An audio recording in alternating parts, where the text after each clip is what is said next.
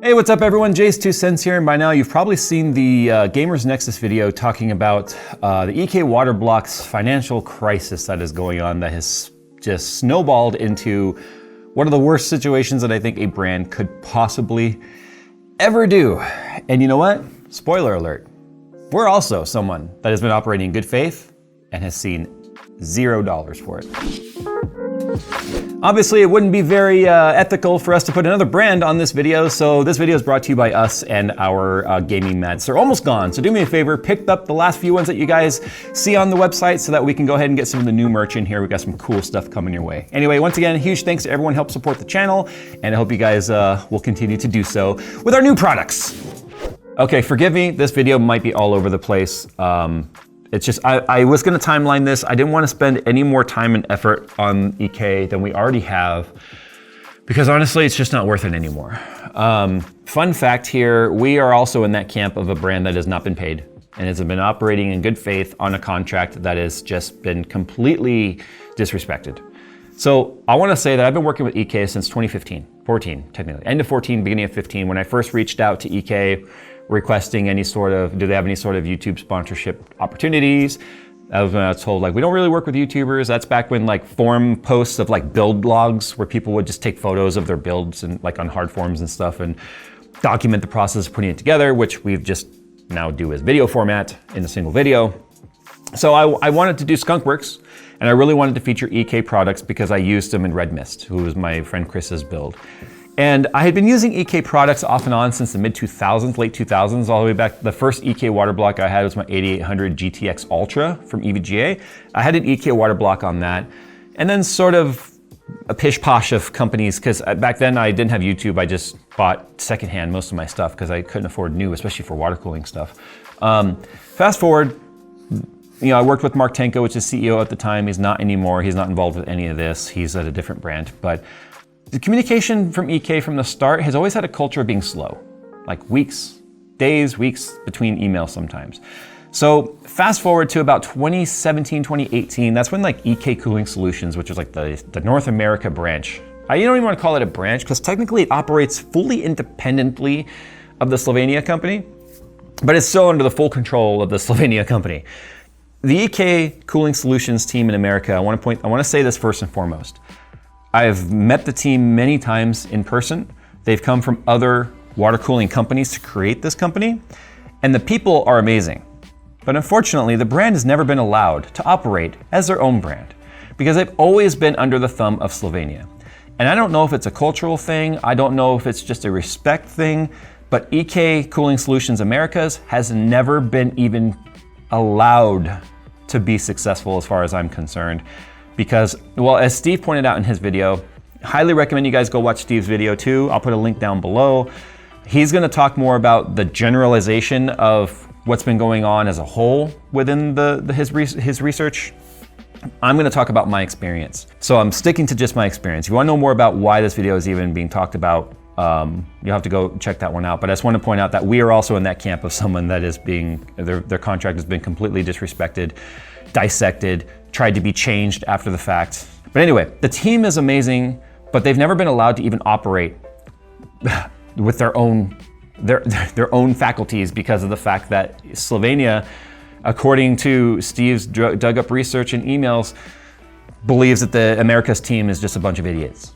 So if you have a parent company that thinks you're just a bunch of idiots, how are you ever gonna succeed, right?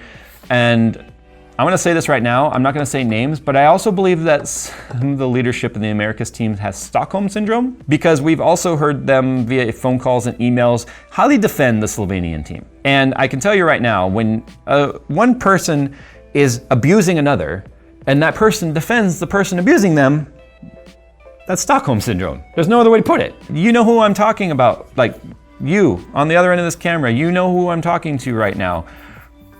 Jump ship. You don't want to be sinking with this one. It's not your problem. You're a victim of this too. So what are you waiting for? So anyway, moving on.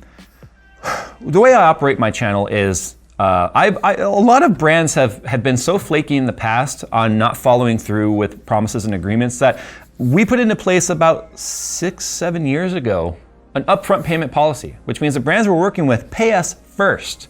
That's rare in this industry. You know why? Because guess who's also extremely flaky?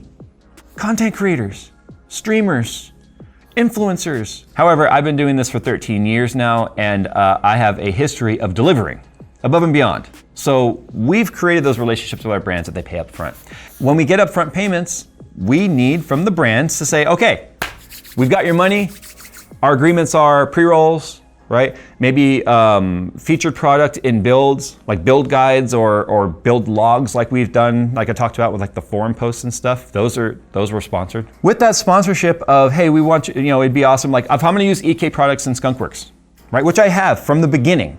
And EK or Skunkworks has always been like an EK staple so products and brands can be two different things, and they are. And what I mean by that is you can have an amazing product, like the water blocks, the pump designs, the reservoirs, the distro plates on EK. They're gorgeous, but you can still have them made by a bunch of shitheads by being gorgeous products that worked really, really well. And that's what sucks about that, because you want it to be a gorgeous, amazing product made by beautiful, amazing people, both inside and out. And it's like, no, it's like Shallow Hal, right? You can be beautiful on the inside and ugly on the outside, but you feel a little dirty when you use a product, especially when you know the company, and I'm not gonna say I knew the company was like slimy, but with everything we're learning now that's coming to light, and it's all just turning into a huge avalanche of evidence, shows that the company has been pretty slimy to their own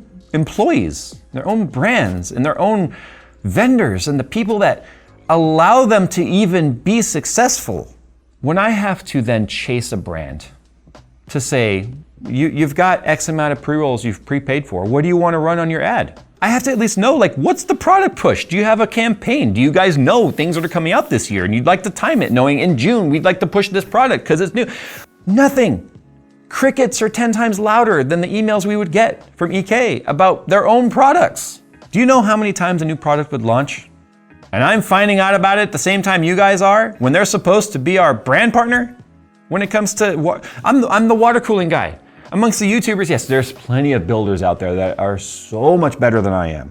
And they do it all day long and every day, and they're gorgeous. But still, when I'm the everyday guy building YouTube content around water cooling, and I'm gonna do water cooling month this summer, and I've done so many water cooling builds, and it's supposed to be a place you can go to learn about water cooling, and you're one of two water cooling brands is not communicating with you and not coordinating launches with you, or even providing content to look at, or as a product to look at. And I wanna point this out, reviews have always been free. They always will be, they always have to be. And I will shit on a product that is terrible from a sponsor. That is ethics 101. You have to be willing to say a product is terrible regardless of having a relationship with that brand, whether it be for advertising and such. And guess what? If a product is terrible, you're not gonna see me advertise it. That's why we always do product either reviews / showcases prior to ever seeing an ad, because I have to have time with the product to determine if it's something I'm even willing to recommend to you guys. So gonna put that out there. There's a whole discussion I'm gonna have actually with Steve in the future here about the ethics between sponsorships and reviews and ethics. This is gonna be a great discussion, especially with Steve. I digress. When we're having to beg our partner, I have no choice then to guess and make videos, make ads about whatever I can find. Are you ready for this? I would have to guesstimate that at least 90% of the EK product you have ever seen on this channel has not come from EK. It has come from Performance PCs. Performance PCs is a brand that has bailed me out so many times. When I need something from EK, I will reach out to Hank Barron, who owns Performance PCs, one of the most down-to-earth, amazing people in this industry that you will ever meet. I love the guy to death. I've not had enough opportunity to hang out with him in person. Usually it's only at like CES or Computex or something like that. Amazing person. He also likes boats. He goes fishing all the time. I digress. When I have to reach out to Hank and say, Hank, I really need this product. Can you help me out here? He'll send the product, and then he'll get EK to restock him. That's sad. When I have to reach out to a brand-owned retail partner to get product because they are by far the slowest brand I have ever had the unfortunate opportunity of working with to create content for a channel that they've paid us to create. That has been the dynamic for about 4 years. Maybe 5 years, pre-pandemic. If you want to now take that piece of information and overlay it on what Steve has brought to light. Let's now fast forward to what we're dealing with now. Not only has communication always been slow, not only has product always, and I wanna digress here for a second. More often than not, the stuff I would need to complete a build, say Skunkworks or even the gold PC, like the EVGA tribute build and stuff, the product I request, I get something else, not what I needed, wrong color. Even though I provide part numbers off their own website, even a link to their own product website, I'll get something completely different. And it's just like, that's what I can't trust. If I can't trust the brand to even send me the right product. Fast forward to 2023. 2023 was my like make or break year. I'm like, you know what? I've been dealing with this since 2015. How much more do I want to deal with this? And I felt stuck because as a company and as a brand, a YouTuber that really specializes in water cooling and loves doing water cooling, every PC I've built for myself for the last 20 years has been water cooled. I think I've owned one air-cooled PC since the year 2000. I feel like an obligation I have to be involved with these water cooling companies, and I feel stuck that like I want to do more with them. And so I was like 2023, and EK has always been like the upper echelon of quality in terms of the products themselves. And I want to point out the last few years, quality has been slipping. We've been getting scratches on stuff. We've been getting a screw missing, or I've had a screw break. And I have to go into my stash of extra screws and use one. Like, it's just been weird, okay? But digressing, I was like, well, I need to give them one more chance. So 2023 was again a prepay year for us. I'm pointing out prepay again, because I'm gonna bring that up in a moment, where we split it into 3 payments. The first payment took, and this is January 1st, we worked Jan 1 to December 31st. That's our fiscal year. So anything that we talk about contract-wise or agreements always starts Jan 1 if it's a year-long contract. I think we got payment on that one in March or April. So there's a history. We've never gotten paid when the invoice is due, right? And we very rarely do net. It's usually like due upon receipt, and that's always agreed upon. It's talked about first, so never surprised with it. It's just become par for the course for EK to be like, we'll pay you when we freaking feel like we're gonna pay you, okay? So March, April time, we get that payment. Again, throughout the entire year of 2023, it's been guesswork on what we should be talking about with EK. Do you know the Torx fittings that we've been running this year? And we'll talk about that in a second, the Torx fitting ad. We created that in October. That might've been one of the only ads and pre-rolls they actually sent us assets for, which is why it's got that really neat close-up with the mirror and stuff underneath it, because they created those assets. We even created a form for a brand to be able to go in and fill out and just handhold them. Silver spoon, silver platter, silver spoon, silver platter, silver spoon, silver platter, silver room, silver building, silver email. We're trying to make it as easy as we fucking can, and they still can't fill out the forms. You know what's on that form? What product do you want to run? Do you have a link to the product? Do you have any assets to the product? Do you have any talking points for the product? You know, PR shit. Not one time has that form ever been filled out by EK Water Blocks or EK Cooling Solutions, whoever the frick is running, we don't even know anymore. The time has come for 2024. And I was like, okay, Brian, who runs the business side of my company, he's my best friend, known the guy for nearly 20 years. He's been running all of the business side, business development when it comes to brands we work with, all the discussions regarding, sponsored content, etc. I don't have time to have those discussions. So Brian and Nick run the business development side of the company. That's a whole separate division of how we operate. I'm hands off with that, believe it or not. Of course.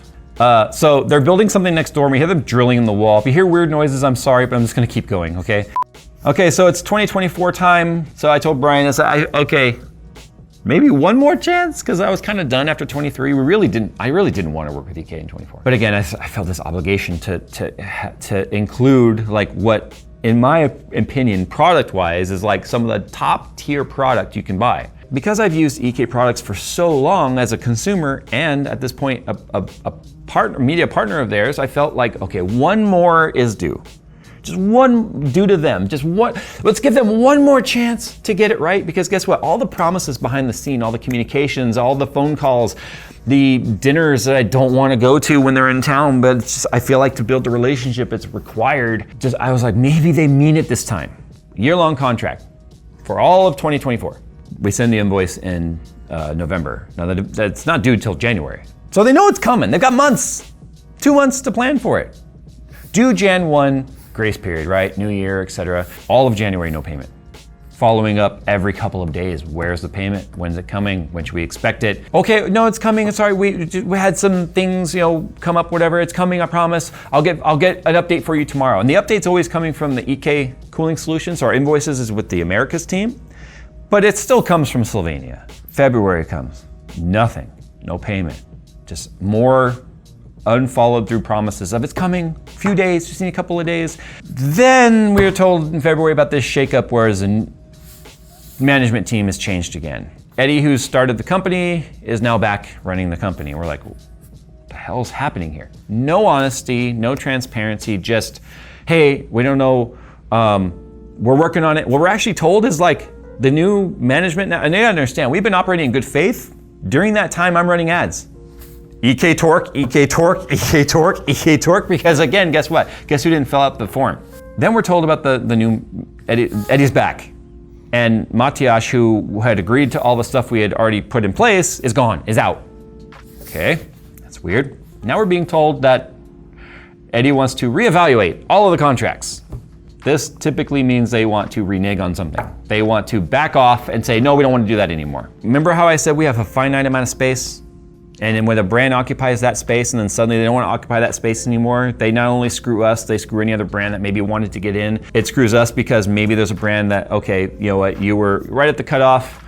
Most of the time, this has happened before where a brand has to back out for whatever financial reason. Okay, we respect that, especially if they're like, hey, you know what, the finances, we've got to trim fat. No pun intended. But anyway, another brand is always usually willing to step in there. But sometimes a brand that we may have wanted to work with, but we just didn't have room for, isn't available anymore. And it just creates an ugly dynamic. And then contracts were weird because the timing is, now the money's been spent somewhere. It's just gross, but it's part of doing business. So we start hearing this like what almost is being communicated like they're grilling the Americas team about the value of continuing to work with us. And that's fine, you can say that. Say, we may not find your channel valuable to us anymore. I respect that because I have found brands no longer valuable to us.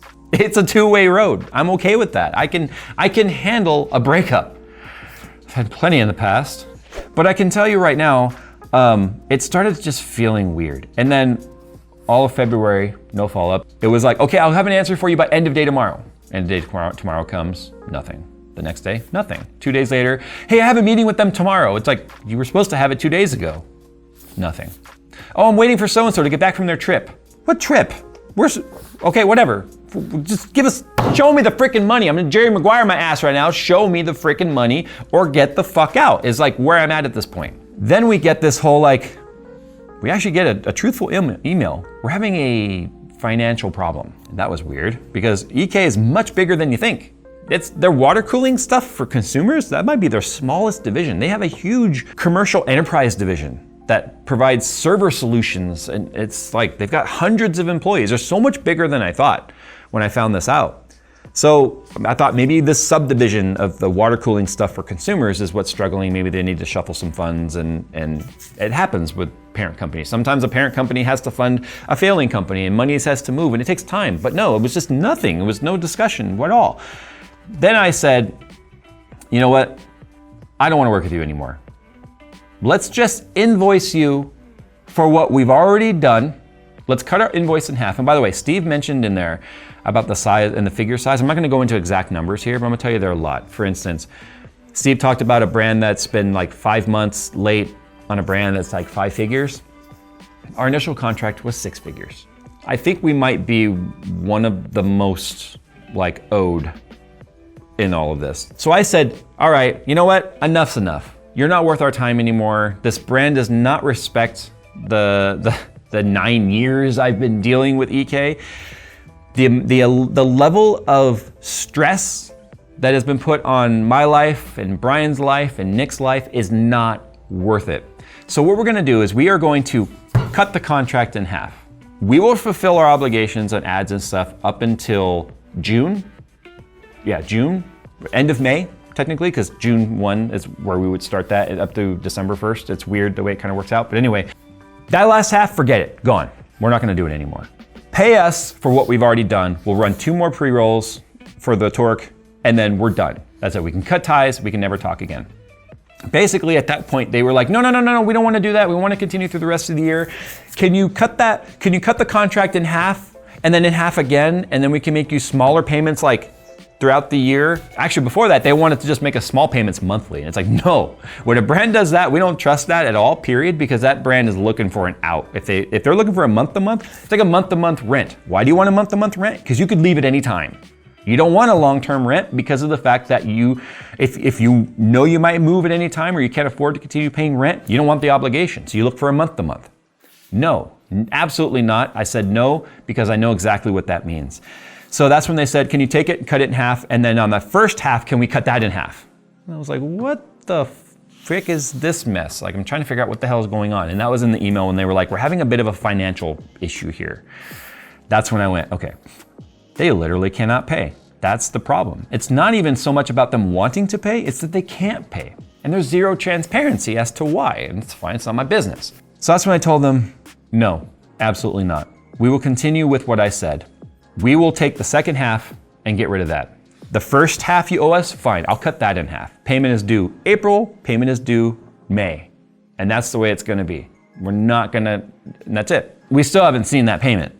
So that's why I'm making this video. I was actually going to wait until April 30th, because I have until April 30th. The payment just says in April. We didn't even put an official date. It must be paid in April. I was gonna give it till April 30th. If the payment didn't come in, I was gonna make this video. Steve beat me to this because guess what? I did not realize was happening. That nobody is being paid. And that includes employees, contractors, vendors, and other retailers and suppliers are not being paid. Now, the reason why I mentioned all the upfront payment stuff for us is if you read Igor's article about him not being paid, yeah, there's probably a lot of, I know TechSource made a comment on Steve's video about also not being paid, or he had to like threaten to make a video like this and then he finally got paid. This was a year or two ago, I think. I digress. The comments on Steve's video, you can go and read it there. I mentioned all this upfront payment stuff because if you read Igor's post on his own webpage, his own article, he states that he had an agreement from Q2 2023 through Q1 2024 where it's upfront. It's upfront payment for banners and things that show up on his written website.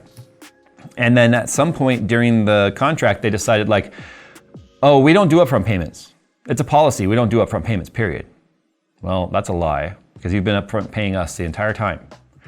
And if you're gonna have a payment like a policy like that, it needs to be a sweeping policy. Because guess what happens when brands start talking and influencers start talking and you get caught in these lies? You start asking yourself, how many more lies are they telling? But I'm gonna tell you right now what EK needs to do. This is not an unfixable situation. It's not. I can tell you right now, they don't have liquid. That means money, that means cash. A company can be rich, but be cash poor.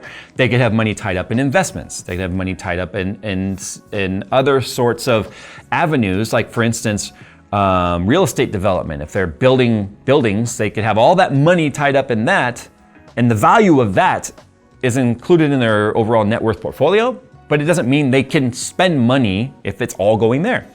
So Steve pointed out in his video, and I highly recommend you go and watch it, that they're probably stuck in a death loop right now of ordering parts. They have one of the largest catalog, they have the largest catalog of any water cooling company with so many freaking SKUs. And the problem is to maintain those SKUs, each SKU is a different tooling. And with that tooling requires a minimum order quantity or an MOQ. That's true for every product ever built from the beginning of time.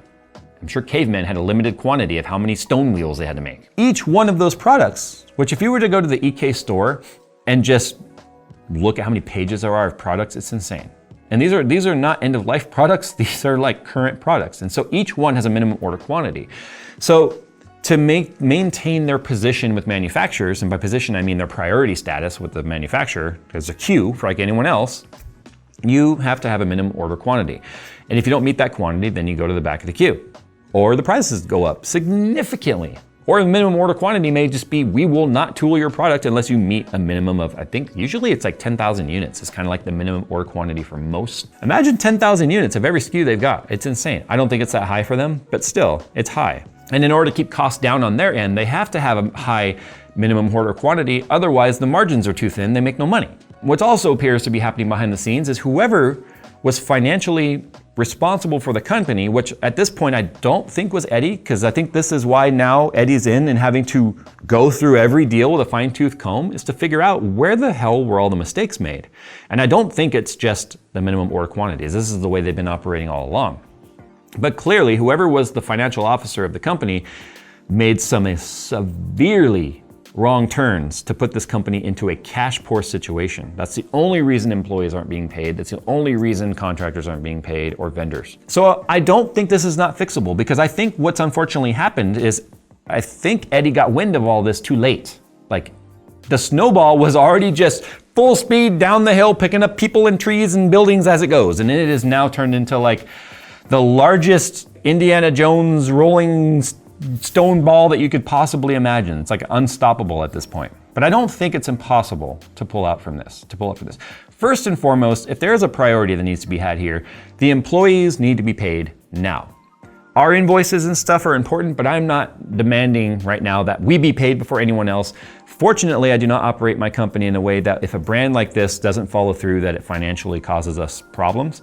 No, not in the least. So I can tell you right now that if paying us means an employee doesn't get paid, pay the employee, okay? You're still gonna owe us. That's not going anywhere. We're never just gonna forgive and forgive that invoice. You still have to pay us. But if paying us or paying Igor or whatever, in my opinion, I'll take that part out, because I don't know how Igor's financial situation is. He may need the money. He did a whole post about that. You guys can go and read it. I know Steve's gonna do a follow-up to this too, now that I'm on record, because I have no problems going on record. Employees need to be paid first. Then any other contractors that are directly responsible for keeping your business running, depending on what their role is. Do you know who also should not be being paid right now? Any C-level executive. No executive should be taking in pay right now, period. I hope to God the trip that we were waiting for executives to get back from to even discuss our invoice was not a luxury trip. Do you know what else looks really bad? A Computex booth, which they have already sent out invites for, because you know that's a minimum of 6 figures, plus travel, plus food per diem, plus the schmoozing, they're gonna try and do, because they always try and take people to dinners and parties and all that stuff. So it's probably too late for EK to get their money back if they've already paid for that booth. Dear God, EK, don't go to Computex. Trust me, the look is so bad. The damage from going to Computex will far outweigh any possible benefit of going. But my point is, the brand is known. Now it's known in a new way that needs to be repaired, and it can be repaired. I don't think EK is gonna go out of business over this. I think they just have too much money tied up in other areas that needs to be truly untangled. And we won't even get into the emails regarding like the hatred and distaste that the Slovenia team seemed to have for the Americas team. Like, the level of disrespect internally, once that gets out, that is so hard to undo. Because guess what? Anything you say right now is gonna be viewed in 2 ways. Damage control or doubling down. There's nothing EK can say right now that will do any of this. It's all gotta be action. Action speaks louder than words, as cliche as that is. EK needs to pay its employees, and EK needs to stop paying its executives at this time. Number 1. Number 2, EK needs to severely rethink its own strategy regarding product if they're truly stuck in a death spiral of MOQ hell. Number 3, EK might need to consider selling. I don't know if this particular executive level team can ever win back the trust of the community. In terms of product, the community has not been wronged. In terms of ethics, everyone has been wronged, because no brand gets to abuse its employees and its partners and get away with it.